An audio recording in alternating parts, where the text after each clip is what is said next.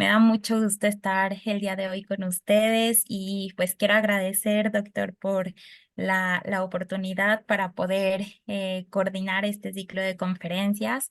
Los invitamos, son cordialmente bienvenidos y pues tienen como objetivo justamente poder profundizar acerca de diferentes temáticas asociadas con la obesidad, de temas actualizados, de expertos en la materia, pues que nos van a permitir ampliar ese panorama con el que podemos visualizar a dicha patología. Así es que los invitamos, estoy segura que los expertos nos van a aportar mucho conocimiento y pues que puede enriquecer también nuestra práctica profesional. Y pues tengo el gusto de poder compartir con ustedes esta noche este tema tan interesante que es asociado a los tipos de adipocitos y cómo se relacionan con la fisiopatología de la enfermedad crónica basada en adiposidad.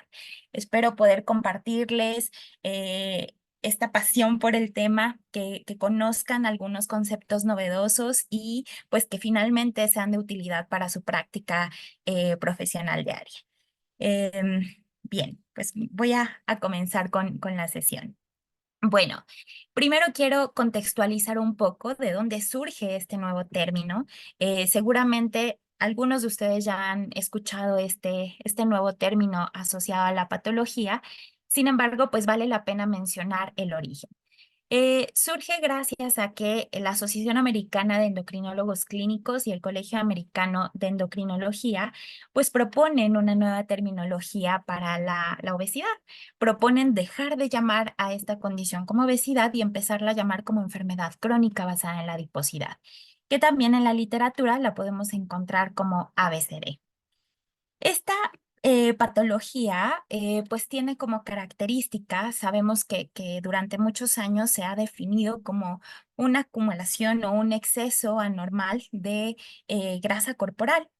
Sin embargo, pues esta propuesta busca enfocar la visión de la enfermedad como en la adiposidad. Es decir, que no únicamente nos enfoquemos como en la evaluación del porcentaje de grasa corporal, en parámetros antropométricos clásicos que son utilizados en dicha condición como el índice de masa corporal, sino ver mucho más allá. Esta nueva propuesta se asocia con evaluar la adiposidad, es decir, la cantidad del tejido adiposo, pero también la distribución, cómo es que esa distribución puede asociarse con las complicaciones y el riesgo metabólico del paciente, pero algo muy importante es evaluar la función del tejido adiposo.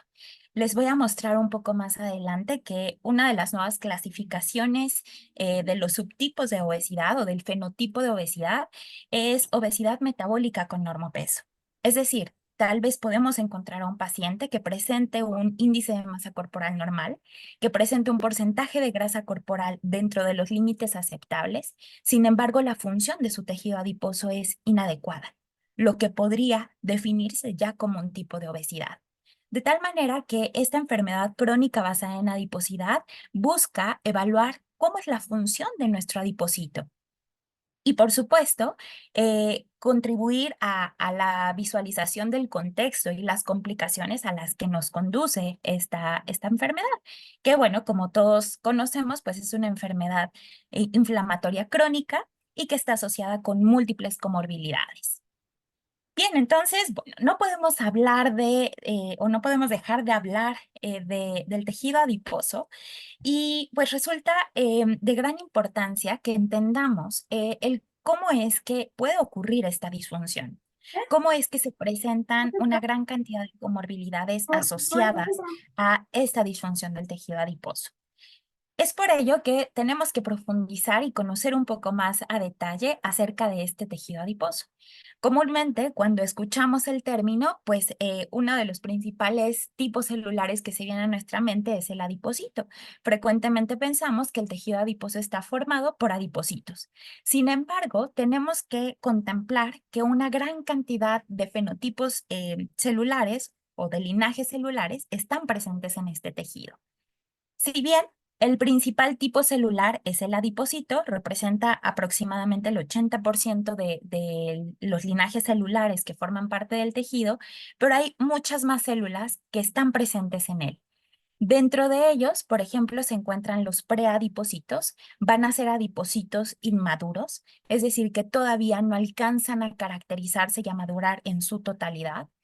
Vamos a tener también células del sistema inmunológico como eosinófilos, neutrófilos, linfocitos T, macrófagos, que esta es una parte muy importante que nos va a permitir entender parte de la fisiopatología de la enfermedad. Se dice que los macrófagos es el segundo tipo celular más importante del tejido adiposo. Y de igual forma, otro tipo de células como células endoteliales, pericitos y células madres derivadas de tejido adiposo. De tal forma que dentro de estos tipos celulares, pues vale la pena que enfoquemos una parte de nuestra atención a los preadipocitos y por supuesto a los adipocitos. Hay un proceso que es conocido como adipogénesis, que hace referencia a la formación de nuevas células del tejido adiposo, en particular estos adipocitos. Quiero mostrarles en esta imagen cómo se lleva a cabo este proceso de maduración. Tenemos precursores, vamos a tener dos linajes celulares, un linaje específico para adipocitos de tipo marrón y otro linaje específico para adipocitos de tipo blanco y de tipo beige, que en un momento más se los comparto. Sin embargo, el proceso de adipogénesis pues ocurre de esta manera. Tenemos una célula precursora, que son células precursoras mesenquimales, que posteriormente van a ir madurando y van a ir caracterizándose de manera muy particular. Uno de estos procesos de evolución es la formación de preadipocitos, que posteriormente van a empezar ese proceso de diferenciación y llegan a una fase de diferenciación temprana, en donde vamos a tener un preadipocito, en donde pues todavía no adquiere sus características de maduración completas, hasta que posteriormente sufren un proceso de diferenciación total y obtenemos finalmente el adipocito maduro. Como ustedes pueden observar, podemos identificar marcadores específicos para el adipocito de acuerdo a la etapa en la que se encuentren de la adipogénesis. Existen marcadores específicos para preadipocitos en la fase de diferenciación temprana, como son los que pueden observar aquí, y marcadores específicos para adipocitos maduros, que dentro de algunos de los más comunes, pues son algunas adipocinas como adiponectina, leptina o perlipina. Sin embargo, como pueden observar en esta imagen, van a existir diferentes factores que van a regular cada una de estas fases de la adipogénesis. Dentro de los principales factores, pues vamos a tener estímulos ambientales. Y vale la pena mencionar que dentro de este tejido adiposo, les comentaba que una de las células importantes que van a estar presentes, pues son los preadipocitos. Esta fase de la diferenciación temprana a maduración va a estar definida principalmente por los estímulos ambientales a los que nos exponemos. Uno de los más importantes, pues van a ser estímulos dietéticos, estímulos de actividad física y por supuesto también contaminantes ambientales. De tal manera que van a existir ciertos disruptores endocrinos que pueden regular cada una de estas fases de la adipogénesis. Y aquí resulta muy interesante poder analizar algunos de estos disruptores que se han caracterizado como besogénicos. Quiero mostrarles en esta diapositiva que se han definido una gran cantidad de compuestos químicos que se asocian con una disrupción endocrina relacionada con la obesidad. Se conoce que existen hasta el momento más de 1000 compuestos químicos que han sido creados por el hombre y que se asocian como estos disruptores endocrinos asociados con enfermedades crónico-degenerativas, como por ejemplo diabetes, síndrome metabólico y por supuesto obesidad. Dentro de los principales disruptores endocrinos que hemos encontrado, pues son el bisfenol A. Sabemos que este es un compuesto químico que se encuentra en diversos productos, principalmente se pueden encontrar en plásticos como latas de aluminio, botellas de agua, pero también podemos encontrar algunos otros como butilparabeno, que también los podemos encontrar en ciertos cosméticos, también en algunos productos plásticos, pero de igual forma se han asociado con su presencia en algunos fármacos, principalmente antiinflamatorios no esteroideos, y en algunos alimentos, específicamente cereales. Tenemos otros disruptores como talatos. Estos talatos se pueden encontrar también en cubetas, en algunos juguetes, cosméticos y parte importante en botellas de plástico y algunos otros compuestos como el DDT, que comúnmente pues los encontramos en algunos insecticidas o también en algunos alimentos por contaminación. Lo importante y lo interesante de estos disruptores es que se ha identificado que pueden actuar en diversos puntos, en diversos niveles de la adipogénesis y que la exposición frecuente a estos disruptores pues puede modificar el proceso de adipogénesis, favoreciendo que la maduración del adipocito se dirija hacia un adipocito que puede relacionarse mayormente con alteraciones de tipo metabólico. Quiero mostrarles algunos otros de los disruptores endocrinos asociados. Pueden ser estímulos hormonales. Por ejemplo, se ha visto que concentraciones elevadas de insulina, factor de crecimiento similar a la insulina tipo 1 y glucocorticoides pueden regular esta maduración del adipocito. Es decir, si nosotros nos exponemos, por ejemplo, a dietas que tienen un alto contenido calórico, dietas que son muy altas en hidratos de carbono simples, dietas que favorecen, por ejemplo, un efecto lipogénico, que aumentan o que favorecen esos picos hiperglucémicos, se han asociado con una maduración del adipocito que conducen a la formación de estos adipocitos blancos, que en un momento les mostraré que esto puede asociarse y relacionarse con un mayor riesgo metabólico. De tal forma que esto nos permite entender que estos estímulos ambientales van a contribuir en gran medida a regular este proceso de adipogénesis. Si nosotros hacemos que esos estímulos ambientales sean menos favorables, con una dieta de menor calidad, con bajos niveles de actividad física, con estímulos que conduzcan a que existan mayores alteraciones hormonales, pues pueden favorecer una mayor formación de estas células adiposas y por tanto aumentar el riesgo metabólico propio de él. También quiero comentarles, en los últimos años se ha estudiado diversos estímulos dietéticos y uno de los más importantes pues es la exposición a fructosa.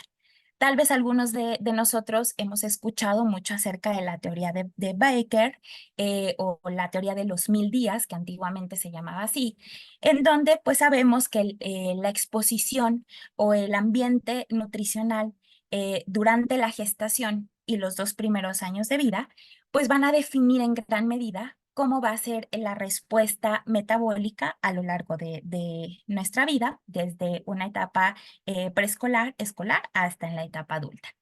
¿Qué es lo que se ha encontrado?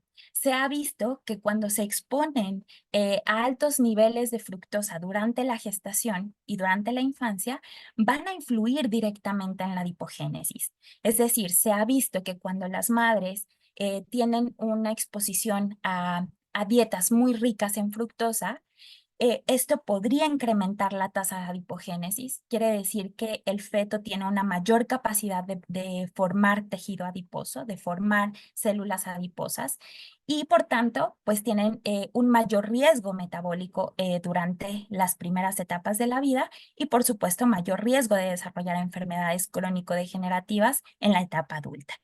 De igual forma, se ha asociado ya con otras alteraciones, como por ejemplo alteraciones hormonales a nivel hipotalámico, lo que podría modificar el ciclo hambre-saciedad, y por supuesto alteraciones en la señalización tanto periférica como central de hambre-saciedad, del apetito.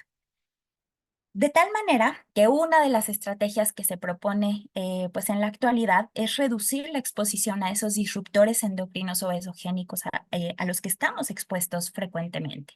Aquí les muestro algunas de las propuestas que se establecen para poder reducir esta exposición, como por ejemplo el preferir alimentos, comidas que sean frescos, evitar la exposición crónica a alimentos que estén congelados o que tengan un empaque de plástico. Preferir, por ejemplo, el consumo de bebidas, de agua, por ejemplo, agua natural que esté presente en botellas de vidrio para evitar la exposición a estos plásticos. De igual forma, tratar de identificar cuáles son aquellos productos que vienen empacados en algún envase que pueda tener alguno de estos disruptores que les mostré previamente.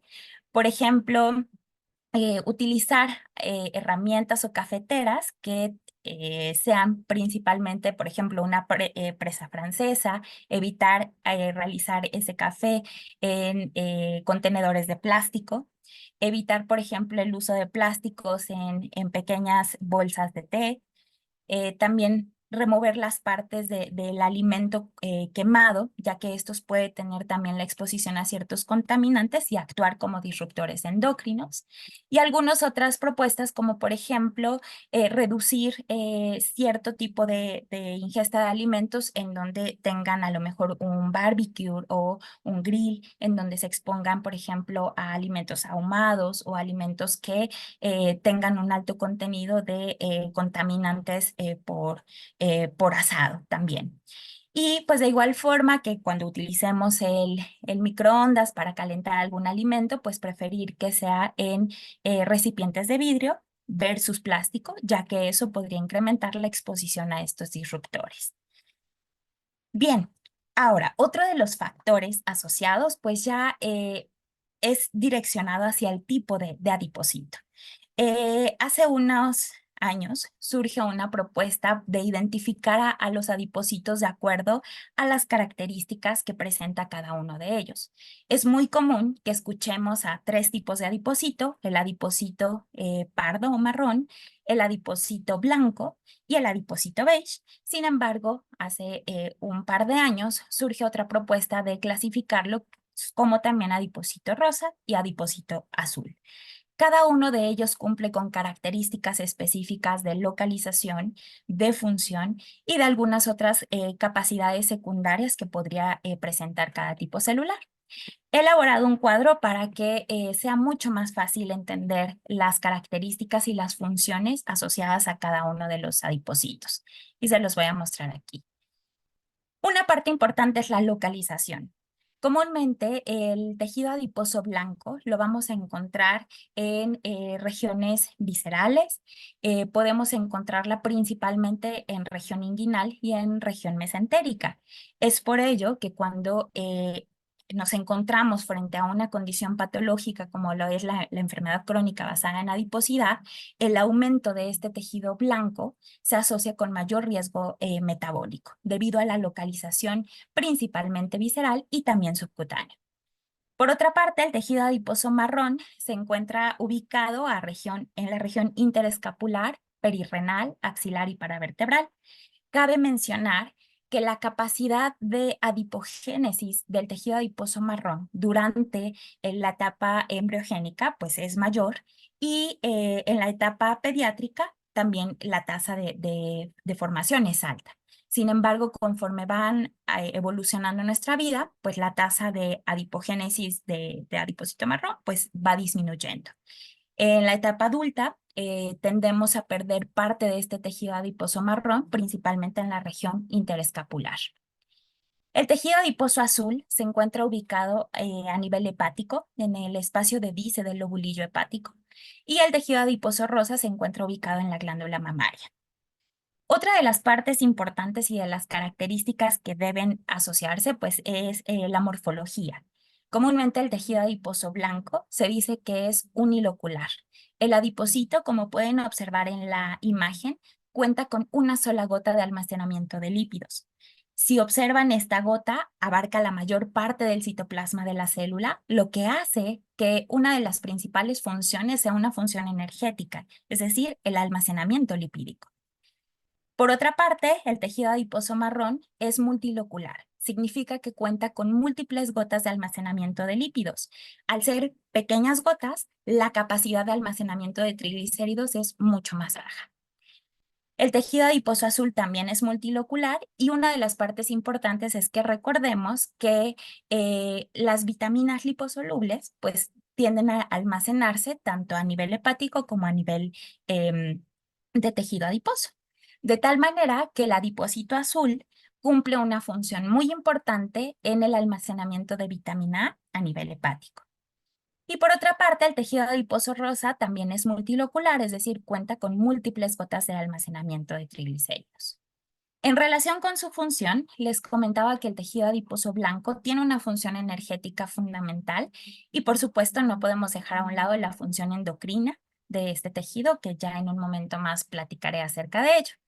El tejido adiposo marrón, una de las principales funciones es la termogénesis. Vamos a ver que va a contar con una alta cantidad, expresa una alta cantidad de una proteína que se denomina UCP1.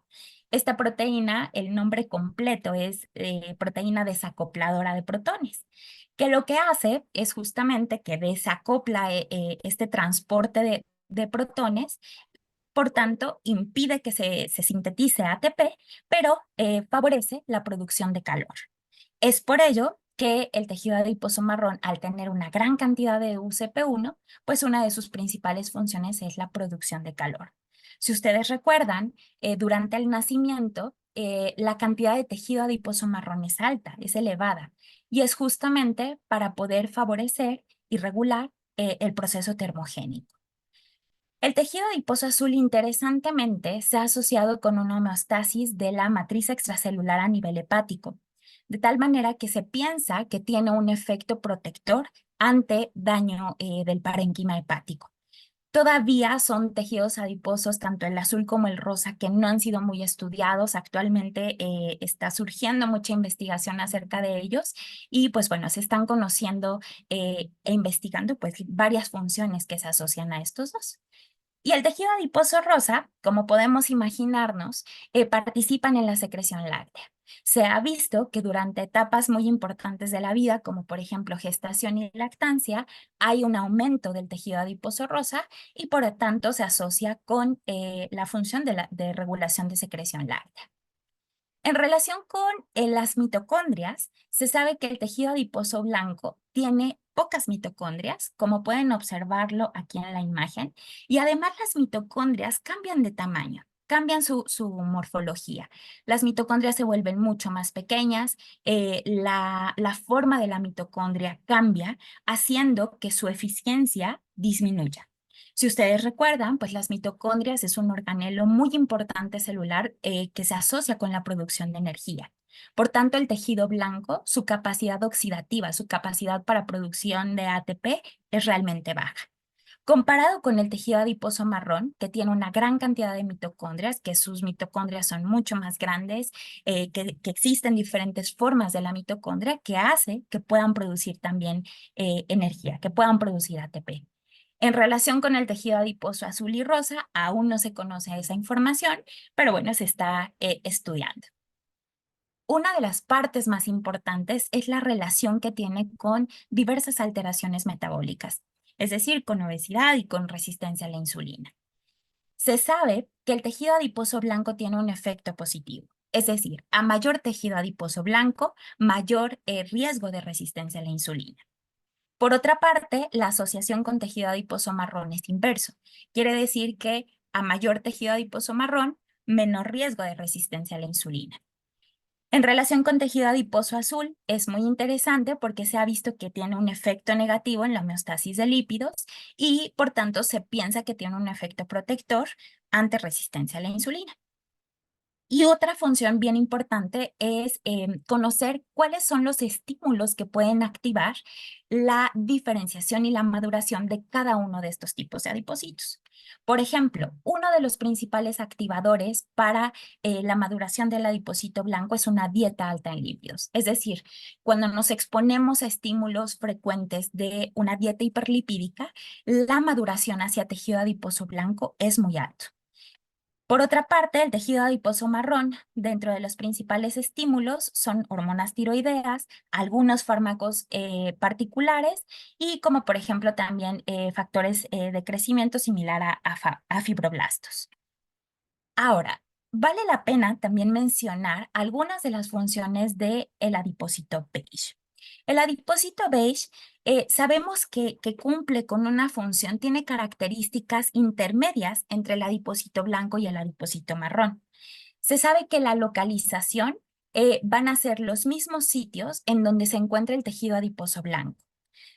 Vemos que también es un adipocito multilocular, puede tener múltiples vesículas de almacenamiento. Sin embargo, estas vesículas van a ser mucho más pequeñas comparadas con el tejido adiposo blanco, pero un poco más grandes que el tejido adiposo marrón. También tiene una función importante en la termogénesis, en la producción de calor, también en la producción de ATP y puede formar mitocondrias. Es decir, la cantidad de mitocondrias que presenta es mayor que las del tejido adiposo blanco, pero un poco menos que el tejido adiposo marrón. Pero bajo ciertos estímulos puede formar nuevas mitocondrias, puede hacer biogénesis mitocondrial y de igual forma puede aumentar la expresión de la proteína UCP1, lo que podría conducir a que pues produzca más calor y produzca más energía. De igual forma, la asociación es inverso a resistencia a la insulina, inverso a obesidad, quiere decir que entre más tejido adiposo beige, pues existe un menor riesgo de resistencia a la insulina y de desarrollar obesidad. Y de igual forma tenemos diversos activadores como algunas catecolaminas, por ejemplo, algunas otras hormonas como iricina o nuevamente el factor de crecimiento similar a fibroblastos. Bien, ahora, ¿de dónde surge este tejido adiposo beige? Les voy a mostrar una de las partes más importantes que actualmente se está buscando para el abordaje de la enfermedad crónica basada en adiposidad, y es lograr aumentar este tejido adiposo beige. Pero ¿cómo lo podemos hacer? Pues fíjense que existe un proceso que se llama pardeamiento. Comúnmente, el tejido adiposo puede sufrir pardeamiento o puede sufrir blanqueamiento. ¿Qué significa esto? Que el tejido adiposo blanco puede cambiar, puede transformarse a un tejido adiposo de tipo beige. Este proceso por el cual sufre la transformación se llama browning. Mientras que cuando hay una transformación inversa, es decir, que un adiposito de tipo beige se convierta nuevamente a un tejido adiposo blanco, esto es el proceso que se conoce como whitening o blanqueamiento. De tal manera que a nosotros nos interesa eh, que un tejido adiposo blanco se convierta en un tejido adiposo beige. Recordemos que este tejido adiposo beige va a mejorar la respuesta metabólica del adipocito, va a mejorar la producción termogénica, va a mejorar la producción de energía en forma de ATP y va a reducir la capacidad de almacenamiento lipídico, mejorando así también la función endocrina. Por otra parte, cuando inducimos este whitening, es decir, que vaya de beige a blanco, existe un mayor riesgo metabólico en el paciente. Es decir, el tejido adiposo, recuerden que adquiere una característica en donde se vuelve más almacenador, en donde disminuye la capacidad termogénica y en donde disminuye la capacidad de producción de energía. De tal manera que algo que nosotros buscamos actualmente, pues es favorecer no únicamente que el paciente pierda grasa corporal, sino mejorar este pardeamiento para que al inducir el pardeamiento del adipocito, pues mejoren las funciones propias de la célula y por tanto, pues tenga una implicación en la respuesta metabólica del paciente. Tal vez nos podemos preguntar con esto, bueno, ¿cómo se induce entonces el pardeamiento? ¿Cuáles pueden ser algunos de los factores o estímulos para inducir el pardeamiento? Existen múltiples factores, aquí les muestro algunos de los más importantes y pues cabe mencionar que algunos de ellos todavía no hay la evidencia suficiente para poder aplicarlos en la parte clínica, pero hay algunos que ya están muy bien demostrados, siendo los más importantes ejercicio físico. Por ejemplo, se ha visto que la exposición a ejercicio físico durante un mes de intensidad moderada, de ejercicio aeróbico de intensidad moderada, es suficiente para poder inducir este pardeamiento del tejido adiposo. Existen algunos otros estímulos, como por ejemplo ayuno intermitente, restricción calórica, en donde se ha visto que en algunos de los pacientes que son candidatos a ellos podrían mejorar este pardeamiento. Y de igual forma se han evaluado algunos compuestos dietéticos, por ejemplo, se ha identificado que la exposición a omega 3, que la exposición a algunos antioxidantes como carotenoides, como polifenoles y algunos otros compuestos como la cafeína pueden inducir el pardeamiento del tejido adiposo. Es muy común también escuchar, por ejemplo, la exposición a temperaturas bajas. Sin embargo, es un poco más complicado en la práctica realizarlo porque necesitaríamos una exposición muy crónica a temperaturas bajas, lo que puede dificultar pues que el pardeamiento se mantenga a lo largo del tiempo. Ahora, es importante mencionar que si nos exponemos a alguno de estos estímulos que inducen el pardeamiento, pero si posteriormente retiramos esa exposición y, por supuesto, los hábitos de nuestro paciente no son modificados, este pardeamiento puede perderse, conduciendo al blanqueamiento. Y eso pasa comúnmente en la práctica. En algunos casos, seguramente todos asociamos ese famoso proceso que hablamos del famoso rebote, en donde pues el paciente nuevamente adquiere una alteración bioquímica, una alteración hormonal, incluso un incremento de peso mucho mayor o mucho o más agudizado que como se realiza el abordaje al inicio del tratamiento. Entonces, vale la pena que pues analicemos un poco más acerca del pardeamiento, de los beneficios que puede tener en el paciente y pues asociar nuestro enfoque también a las mejoras metabólicas que pueden ser relacionadas. Bien, de tal manera que pues comentábamos que existen algunos otras funciones importantes del adipocito, que es la función endocrina. Actualmente se conoce que existen más de 600 adiposinas, 600 hormonas que son producidas por el tejido adiposo. Sin embargo, pues no todas han sido muy estudiadas. Existen dos que son las que se han estudiado en mayor parte, que son la adiponectina y la leptina. En relación con la adiponectina, pues sabemos que es una hormona que se asocia con la sensibilidad a la glucosa y la insulina. Se ha visto que la adiponectina, cuando los valores se encuentran en un nivel adecuado, pues mejora la sensibilidad de la glucosa e insulina en diversos tipos celulares. También se asocia con una mejor oxidación de ácidos grasos, produce una respuesta antiinflamatoria y además es una hormona anorexigénica. Por otra parte, la leptina se asocia con una disminución en la sensibilidad de glucosa e insulina. También se conoce que promueve una respuesta inflamatoria y también tiene una función anorexigénica. Bien, entonces, ¿cuál es la asociación de los tipos de adipósito con la enfermedad crónica basada en adiposidad? Bueno, debemos recordar que el tejido adiposo blanco incrementa en condiciones como sobrepeso y obesidad. Y de acuerdo a la localización que había platicado que comúnmente se encuentra a nivel visceral y de igual forma a nivel subcutáneo, cuando hay un incremento importante de este tejido blanco, pues va a incrementar el riesgo metabólico.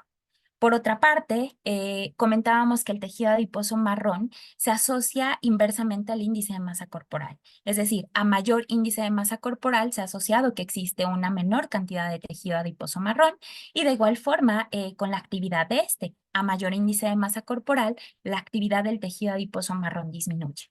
Por tanto, debemos tener claro que la alteración en la actividad de este tejido adiposo marrón podría contribuir al desarrollo de obesidad.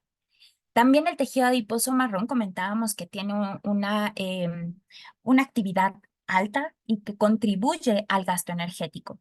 Se sabe que aproximadamente 50 gramos de tejido adiposo marrón podría contribuir al gasto energético diario en un 20%. Por tanto, un mayor volumen y una mejor actividad de este tejido adiposo marrón pues nos puede ayudar a mantener el peso corporal e incluso a contribuir a la pérdida de peso. De tal forma que, ¿cuáles son algunas de las propuestas que se establecen para poder hacer el abordaje de la enfermedad crónica basada en adiposidad? pues deberíamos buscar mejorar la actividad del tejido adiposo marrón que presenta el paciente de manera constitutiva y también aumentar el número de adipocitos beige, es decir, inducir ese pardeamiento que permita que la función del adipocito mejore. Debemos tener en cuenta que el adipocito pues también tiene o puede llevar a cabo dos funciones importantes o dos fenómenos importantes, que es la hipertrofia y la hiperplasia. Recordemos que la hipertrofia se asocia a un aumento del tamaño del adipocito, mientras que la hiperplasia se asocia a un aumento del número de adipocitos. La literatura nos menciona que el tejido adiposo visceral tiene mayor capacidad de hipertrofia que de hiperplasia, mientras que el tejido adiposo subcutáneo tiene mayor capacidad de hiperplasia que de hipertrofia. Y esto es importante conocerlo. ¿Por qué? Porque existe algo que se llama hipótesis del sobreflujo. Seguramente todos hemos escuchado de algunas propuestas de clasificación de obesidad en donde se habla de una obesidad metabólicamente sana o una obesidad metabólicamente enferma. Pero ¿cómo podemos entender esto? Quiero mostrarles esta imagen que nos habla de la hipótesis en donde se establece que cuando el paciente, por ejemplo, gana peso, pero su adipocito tiene mayor capacidad de hiperplasia, es decir, de división y de un aumento del número de estas células, la función del adipocito se mantiene normal. Pero, ¿qué ocurre cuando el adipocito sobrepasa su función de hipertrofia comparado con hiperplasia? Cuando hay hipertrofia, existe una disfunción del tejido adiposo. Es decir, el adipocito disminuye la sensibilidad a la insulina, aumenta la producción de especies reactivas de oxígeno, aumenta la producción de adipocinas inflamatorias, entra en un estado de hipoxia, de apoptosis, de autofagia, lo que hace que se produzca una respuesta inflamatoria del propio tejido adiposo. Hay un aumento de lipólisis basal, los triglicéridos que formaban parte del adipocito empiezan a hidrolizarse, ácidos grasos libres son enviados a torrente sanguíneo, pueden llegar a otros órganos, aumentando la grasa ectópica y favoreciendo un estado de lipotoxicidad secundaria, es decir, lipotoxicidad en esos órganos en donde llegan a tener contacto con esos ácidos grasos que provienen del adipocito. Y esto pues va a generar daño tisular secundario. De tal manera que va a ser muy importante identificar cuál es el fenotipo de obesidad que presenta nuestro paciente. Esto nos habla que cuando un paciente presenta obesidad hiperplásica, la función del adipocito se mantiene normal y que es el término que comúnmente asociamos con obesidad metabólicamente sana. Mientras que cuando la obesidad hipertrófica es la que está presente, pues hay una disfunción del tejido adiposo y es lo que comúnmente se conoce como obesidad metabólicamente enferma. De aquí surge la necesidad y la importancia de evaluar parámetros de hipertrofia. Necesitamos identificar fenotipos de la obesidad. Y bueno, hace un par de años también surge una propuesta de poder hacer una mejor clasificación de los fenotipos de obesidad. Aquí les muestro algunas de las propuestas que se están haciendo de estos fenotipos. Como hace un momento comentaba, ya es muy común escuchar acerca de estos dos fenotipos, obeso metabólicamente sano, obeso metabólicamente normal, pero actualmente se propone otro fenotipo que es obeso metabólicamente con normopeso y bueno, también lo que habitualmente conocemos como obeso sarcopénico. Em, Cuando hablamos de una obesidad metabólicamente sana, hablamos que el paciente que vive con obesidad presenta una mayor capacidad de hiperplasia que de hipertrofia. Si recordamos, hablábamos que la hiperplasia permite mantener una función del tejido adiposo. Por tanto, esto se va a asociar con que exista ausencia de alteraciones metabólicas. Es decir, nosotros evaluamos al paciente, observamos que la relación peso-talla es aumentado, observamos que el porcentaje de grasa del paciente es aumentado. Sin embargo, cuando evaluamos glucemia, perfil lipídico, presión arterial, se encuentran normales, debido a que la hiperplasia permite mantener la función de ese tejido adiposo. Comparado con obesidad metabólicamente anormal, en donde se propone que es una obesidad en donde la hipertrofia se sobrepone a la hiperplasia. Es decir, esto conduce a una alteración de la función del adipocito y por tanto, pues el paciente presentará relación peso-talla aumentado, índice de masa corporal aumentado, porcentaje de grasa corporal aumentado y cuando evaluamos parámetros bioquímicos, pues van a estar alterados. Comúnmente para definir este fenotipo de obesidad se utiliza la clasificación de ATP3. El otro subtipo de obesidad, obesidad metabólicamente con normopeso, es muy interesante porque nos permite identificar, cuando analizamos índice de masa corporal, se encuentra dentro de los valores considerados como normopeso. Podemos evaluar porcentaje de grasa corporal, puede estar aumentado o puede encontrarse dentro de los valores que se consideran aceptables.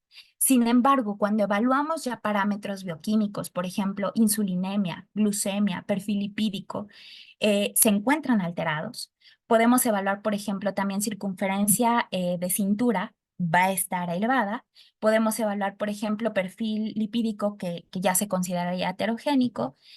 Cuando se evalúan adiposinas, se vería un perfil poco favorable y también el paciente puede presentar estrés oxidativo. De tal manera que pues resulta interesante que ya no solamente nos enfoquemos en porcentaje de grasa corporal, en evaluar índice de masa corporal, porque pues ya el paciente podría presentar un porcentaje normal, pero ya presenta alguna alteración directamente en la función del tejido adiposo.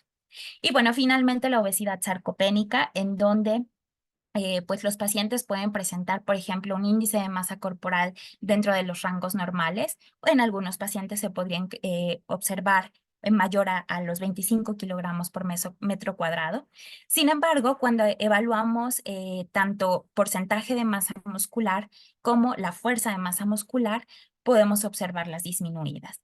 De tal manera que pues vale la pena también no olvidar que a pesar de que el paciente aún no tenga una sospecha de obesidad sarcopénica, pues siempre estemos evaluando la fuerza muscular y el porcentaje de masa muscular. Muy bien, de tal manera que pues con esto podemos asociar que van a existir múltiples alteraciones, múltiples comorbilidades bajo estas dos condiciones. Sin embargo, cuando hablamos de la obesidad metabólicamente sana, pues habrá una función del adipocito normal en donde no se observen en ese momento alteraciones propias o comorbilidades en el paciente. Sin embargo, recordemos que no por el hecho de llamarla como metabólicamente sana, quiere decir que el paciente no va a presentar o no tiene riesgo de presentar comorbilidades. Ya se ha definido perfectamente que es cuestión de tiempo para llevar a cabo esta transición hacia el otro fenotipo de la obesidad. De tal manera que debemos cuidar tanto en una prevención secundaria y terciaria que el paciente llegue a este fenotipo de obesidad. Ya cuando se encuentra en un fenotipo metabólicamente enfermo, pues bueno, ya sabemos que pueden existir múltiples alteraciones a nivel hepático, a nivel muscular, a nivel de tejido adiposo, a nivel cerebral, y pues recordemos que ya está muy bien identificado alteraciones de diversos niveles, bueno, principalmente con funciones metabólicas. Esto nos permite, pues, reflexionar que debemos tener cuidado con el índice de masa corporal, ya a pesar de que varias guías mexicanas, las normas oficiales mexicanas, establecen que el diagnóstico del índice de obesidad, perdón, es basado en índice de masa corporal, pues sabemos que ya no es un indicador suficiente para poder hacer un diagnóstico de la patología. Y pues el porcentaje de grasa corporal, podemos observar que a pesar de que nos puede dar una idea acerca del contenido en el paciente, del riesgo metabólico que puede tener el paciente, pero también ya no es suficiente para poder hacer un diagnóstico. De tal manera, pues que en la actualidad se propone hacer una evaluación bioquímica acerca de la función de este tejido adiposo. Otra parte que es importante comentar acerca de la fisiopatología, pues es de dónde surge este proceso inflamatorio. Quiero mostrarles esta imagen. En la parte izquierda de la imagen podemos observar un tejido adiposo de un individuo aparentemente sano que no presenta sobrepeso u obesidad. Y podemos observar que una de las partes más importantes es la presencia de un tipo de macrófagos que son los macrófagos M2, los cuales son caracterizados porque generan un ambiente antiinflamatorio. Es decir, pueden expresar ciertas interleucinas, tales como la 13, que se consideran como interleucinas antiinflamatorias. Pero, ¿qué ocurre cuando viene este evento de hipertrofia, hiperplasia del adipocito? Pues una de las principales características es que hay un cambio del tipo de macrófago a macrófago M1. Este macrófago M1 se considera como el responsable de generar un ambiente proinflamatorio. Estas células se caracterizan por producir una gran cantidad de citocinas proinflamatorias como interleucina 1 beta, interleucina 4, TNF-alfa, interferón gamma, y además, esta respuesta inflamatoria pues generará la infiltración de otras células del sistema inmunológico, como mastocitos, células natural killer, linfocitos TH1, TH17, que esto va a generar pues toda la respuesta inflamatoria localizada y sistémica con la cual se define la obesidad. De tal manera que debemos cuidar pues que estos cambios no se produzcan, porque finalmente esto puede contribuir a la disfunción del tejido adiposo. Y pues a partir de ahí generar todas las demás comorbilidades. Esto generaría que el tejido adiposo pues cambie su perfil de producción de adiposinas. Comúnmente, cuando un adipocito empieza a sufrir este proceso de disfunción, una de las características que ya está bien definido es que existe una disminución en la producción de adiponectina y existe un aumento de la producción de leptina, lo que nos indicaría a través de un radio, que actualmente es uno de los indicadores bioquímicos que se está proponiendo, el radio leptina-adiponectina. Cuando observamos un radio mayor, es decir, que se produce más leptina y que se produce menos adiponectina, pues esto se asociaría con una disfunción del tejido adiposo. Y bueno, también solamente quiero comentarles parte de la relación con la fisiopatología de la pérdida de masa muscular. Recordemos que cuando estamos expuestos a estas dietas hiperlipídicas, a dietas hipercalóricas, que finalmente pues conducen al desarrollo de obesidad, pues sabemos que el ambiente proinflamatorio clásico que mencioné hace un momento, con la respuesta a estrés oxidativo, inflamación crónica, podría conducir a que existan ciertos depósitos de triglicéridos en diferentes órganos como hígado y músculo esquelético. Estos depósitos de triglicéridos pueden echar a andar diversas alteraciones, diversas vías asociadas a un incremento de estrés oxidativo a nivel muscular, un proceso de inflamación crónica a nivel muscular y disfunción mitocondrial a nivel muscular. Que esto se asocie y desarrolle un proceso de resistencia a la insulina muscular, que esto es gran parte de la fisiopatología de la obesidad sarcopénica. Esta resistencia a la insulina en músculo esquelético hace que finalmente la síntesis proteica disminuya. De tal manera que para resolver una obesidad sarcopénica, primero tenemos que resolver la resistencia a la insulina a nivel muscular, que nos permita de esta manera hacer mucho más eficiente la síntesis de proteínas. Bien, y ya para finalizar, me gustaría compartir con ustedes parte de nuevas propuestas de cómo podemos hacer entonces la evaluación de la función del tejido adiposo. Existen muchos índices que se pueden utilizar y que actualmente algunos de ellos están estudiando, están buscando la aplicación clínica para poder mejorar la identificación temprana de una disfunción de tejido adiposo. Y estos son algunos de los más comunes. Frecuentemente, pues analizamos insulinemia, glucemia y los factores asociados con perfil de lípidos para poder identificar pues el riesgo metabólico en el paciente que vive con obesidad. Sin embargo, pues sabemos que esos son factores que se pueden alterar por muchas otras condiciones. De tal manera que se está buscando poder hacer un análisis mucho más específico de la función del tejido adiposo. Por ende, les comentaba que el índice leptina-adiponectina es uno de los más importantes debido a que, pues recordemos que estas dos hormonas son producidas por el adipocito. De tal manera que si se alteran en la producción de estas dos hormonas, pues nos habla que la función propia del adipocito está modificada. También existen algunos otros parámetros, otros indicadores como el ADIPO-IR. Tenemos un índice de disfuncionalidad de tejido adiposo. También se puede evaluar, por ejemplo, resistencia a la insulina propia de tejido adiposo a partir de un índice que se llama insulina plasmática en ayuno multiplicada por glicerol. Existen algunos otros índices como índice de forma corporal A, que se llama APSI, producto de acumulación de lípidos, que se llama LAP, y seguramente han escuchado otro que se llama QUAN12. Les voy a mostrar aquí solamente tres que son de los más importantes y los que tienen un mayor grado de investigación y de evidencia, que está el índice de leptina-adiponectina.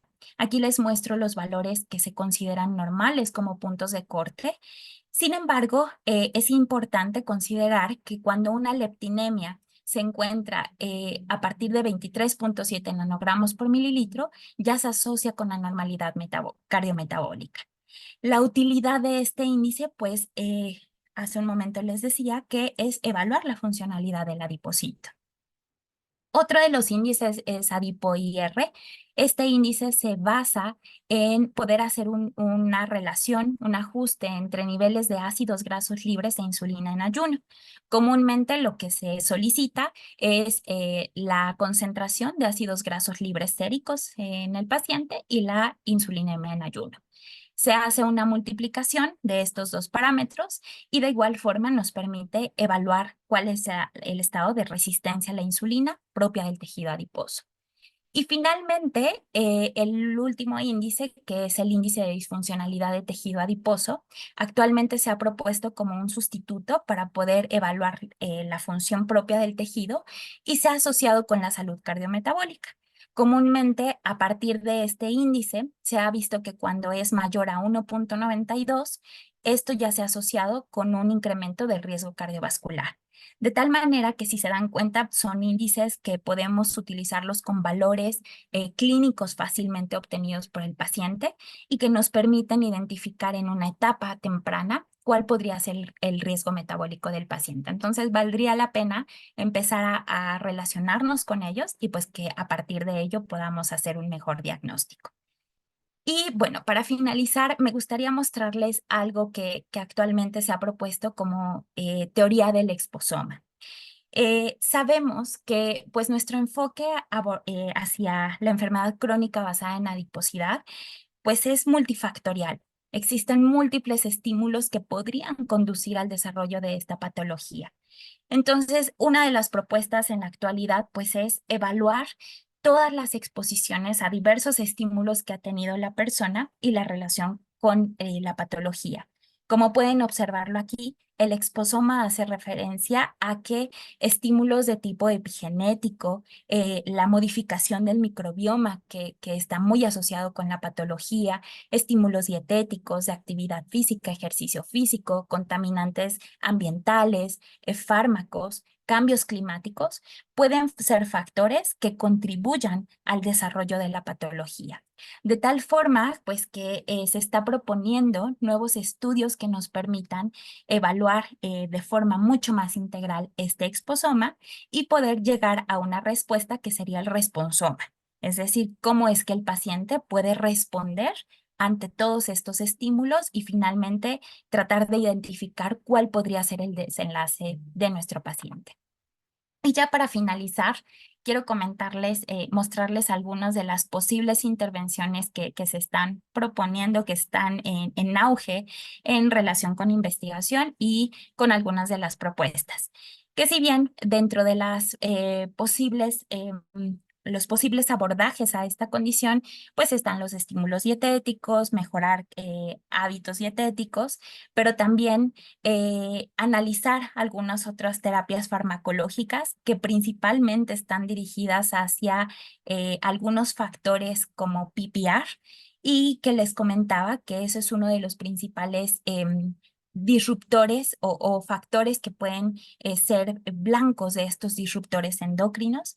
Y de igual forma se están analizando múltiples fármacos que puedan ser asociados con blancos como la insulina, como la leptina, y a partir de ahí, pues mejorar la respuesta que podría tener nuestro paciente.